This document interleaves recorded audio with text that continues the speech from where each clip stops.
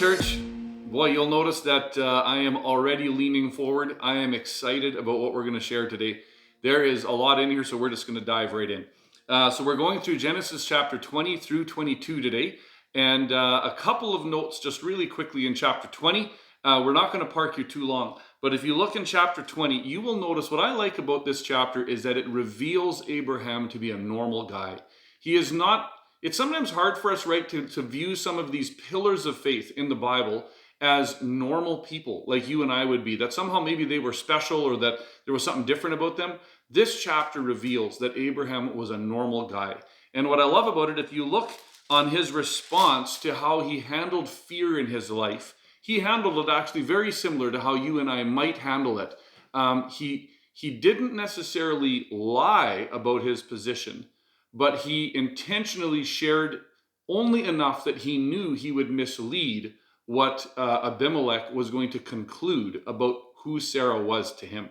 And so that's a challenge for us. When we think about how we respond to fear, do we sometimes share only enough information that we know, I'm not technically lying, but we know full well that the people who we're talking to are going to conclude something false? That might be something to ask the Lord about in your prayer time today. Then if we're going to move on to chapter 21. Chapter 21 is amazing. I love the first few words of the chapter. Look at this. In verse 1 it says, "Now the Lord was gracious." Sometimes we get the idea that God only started acting in grace in the New Testament after Jesus died. But we can clearly see here right at the beginning of the Bible that God has always been a God of grace and mercy and compassion toward his people. This beginning of this chapter reveals that Abraham and Sarah have not earned or deserved what they're about to receive. That God is gracious and he is giving it to them out of his generosity and his kindness. And then if you flip down to verses 11 to 13, we see Abraham's response to something that we might see as cruel. And we've got to be really careful that we don't judge God to be cruel or unjust in what he's about to institute here. What this is exemplifying here, this is symbolic of the spiritual rebirth that we will receive from God through Jesus Christ. Ishmael also was promised to be blessed by the Lord, but he is representative of those who are of what we might call natural birth, human beings who are still born in the image of God, who bear his image, but have not been spiritually reborn. That is who Ishmael represents in these verses and in this chapter. But Isaac is the one who is going to represent those who not only bear the image of God and the natural image of his parents, but he is also a promised son. He is a supernatural son, if you will, a miracle son, and he represents those of us who believe in Jesus and who are reborn or adopted into Jesus' family. And so it's important for us to see that God is not being cruel or unjust here. And if you want some New Testament references, you can see that this is in Romans chapter 9 or Hebrews chapter 11. Paul talks about this in Romans, and the author of Hebrews talks about this in chapter 11, where this truth is talked about in greater detail in the New Testament of what this represents. And then if we want to go to chapter 22 is just amazing.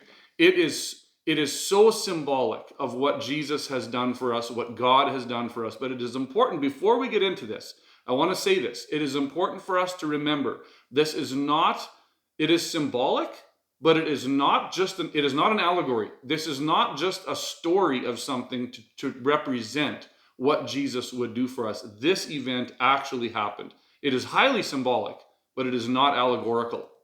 So here we go. If we look at this, verse 1, God tested Abraham.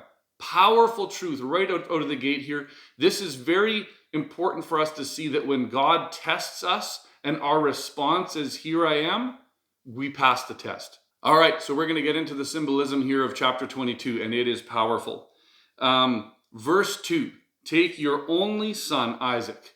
And I'm just going to quickly whip through here about what all this represents in terms of Jesus. Hopefully you'll catch it all, but meditate on this on your own.